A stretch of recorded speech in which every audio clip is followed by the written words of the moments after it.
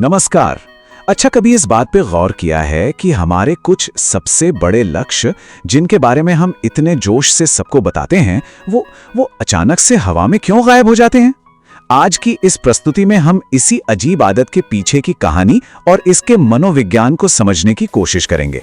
तो चलिए इसमें जरा गहराई से उतरते हैं। सवाल बिल्कुल सीधा सा है, भाई ऐसा होता क्यों है? क्यों किसी काम का ढिंडोरा पीटने के बाद उसे पूरा करने की वो आग, वो जिद ठंडी पड़ जाती है? इसका जवाब पता है, एक बहुत ही छोटी सी लेकिन बड़ी दमदार कहानी में छिपा है। तो चलिए मिलते हैं हमारी कहानी के मेन कैरेक्टर साइमन से।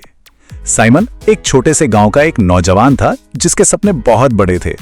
उसके पास कमाल के आइडियाज की कोई कमी नहीं थी, पर उसकी एक अजीब सी आदत थी। एक ऐसी आदत जो उसे कभी आगे ही नहीं बढ़ने दे रही थी। मतलब हर हफ्ते साइमन एक नए शानदार आइडिया के साथ आता था। उसकी आंखों में एक अलग ही चमक होती थी और बातों में गजब का जोश। वो हमेशा कुछ बड़ा, कुछ अलग करने की सोचता था, कुछ ऐसा जो पहले किसी ने ना किया हो। जैसे एक हफ्ते वो कहता कि गांव की सबसे बड़ी दुकान खोलूंगा, तो अगले हफ्ते उसे मिट्टी के बर्तन बनाने की कला सीखने का जुनून चढ़ जाता। फिर अचानक एक नया घर बनाने की धुन सवार हो जाती। मतलब उसकी योजनाओं की कोई लिमिट ही नहीं थी। लेकिन इतने सारे बेहतरीन आइडियाज होने के बाद भी साइमन की जिंदगी एक ही जगह अटकी हुई थी। वो एक ऐसे चक्र, एक ऐसे लूप में फंस गया था जो शुरू तो बड़े जोश से होता था, लेकिन खत्म हमेशा बिना कुछ किए ही हो जाता था। आइए इस खोखली तारीफ के चक्र को थोड़ा और करीब से देखते हैं। ये स्लाइड साइमन के उस चक्र को दिखाती है और ये वाकई में बहुत दिलचस्प है। देखिए ये काम कैसे करता है। सबसे पहले वो पूरे जोश के साथ अपनी बड़ी सी योजना की घोषणा करता। इसके बाद उसे लोगों से तारीफ मिलती है, वाहवाही मिलती है, और ये तारीफ उसे एक झूठी कामयाबी का एहसास कराती है, जैसे कि काम तो बस हो ही गया। और आखिर में असली काम शुरू होने से पहले ही उसका सारा मोटिवेशन खत्म हो जाता है। तारीफ ही उसका इनाम बन जाती है और फिर मेहनत करने की जरूरत ही महसूस नहीं होती। और साल दर साल बस यही होता रहा। लोग साइमन की बातों का, उसके आइडियाज का जश्न मनाते रहे, लेकिन उसके हाथ हमेशा खाली ही रहे। धीरे धीरे उसे शर्मिंदगी और निराशा ने घेर लिया। वो ये समझ ही नहीं पा रहा था कि वो हर बार फेल क्यों हो जाता है। इसी निराशा के बीच एक शाम उसकी जिंदगी में एक बड़ा मोड़ आया।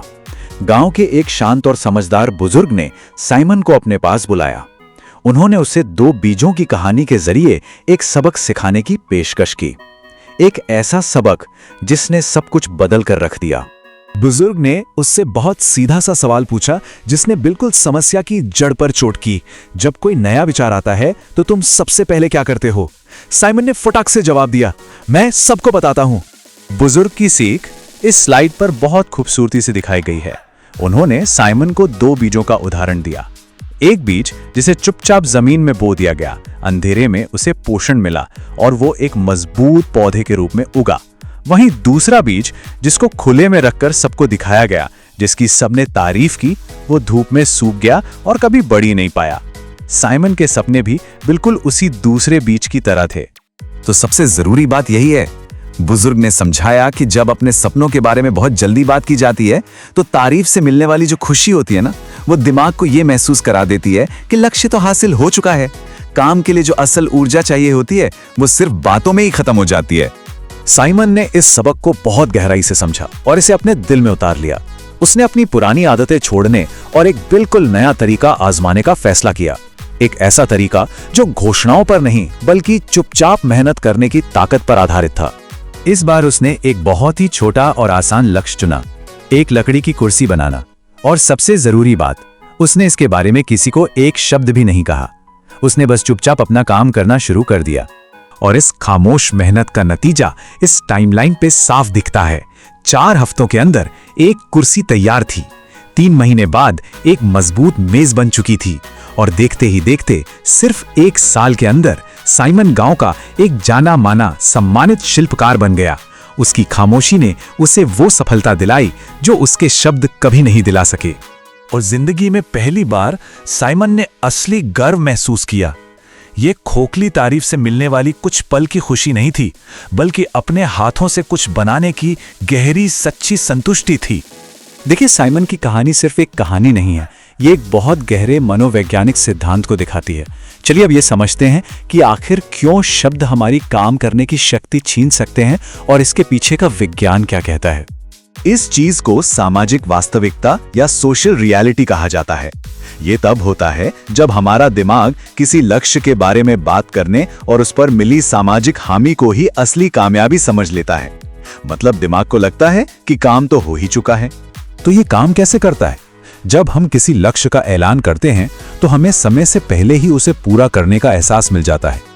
दिमाग को बिना मेहनत किए ही तारीफ का इनाम मिल जाता है, जिससे उस लक्ष्य को असल में पूरा करने की जो अंदरूनी जरूरत होती है वो कम हो जाती है। और ये बात हमें सोचने पर मजबूर करती है ना, न जाने कितने सपने और लक्ष्य सिर्फ इसलिए अधूरे रह जाते हैं क्योंकि उन्हें वक्त से बहुत पहले दुनिया के सामने रख दिया गया। शायद ये एक ऐसा अनुभव है जिससे हम में से कई लोग खुद को जोड़कर देख सकते हैं। और अंत में हम घूम फिरकर उसी बुजुर्ग की सबसे गहरी सलाह पर वापस आते हैं। सपने जब नए होते हैं तो बहुत नाजुक होते हैं। उन्हें बाहरी दुनिया की तारीफ या आलोचना से बचाने की जरूरत होती है। उन्हें चुपचाप अपनी मेहनत की मिट्टी में बढ़ने देना चाहिए। जब काम खुद एक मजबूत पेड़ बन जाएगा तो दुनिया उसे बिना कुछ कहे ही देख लेगी।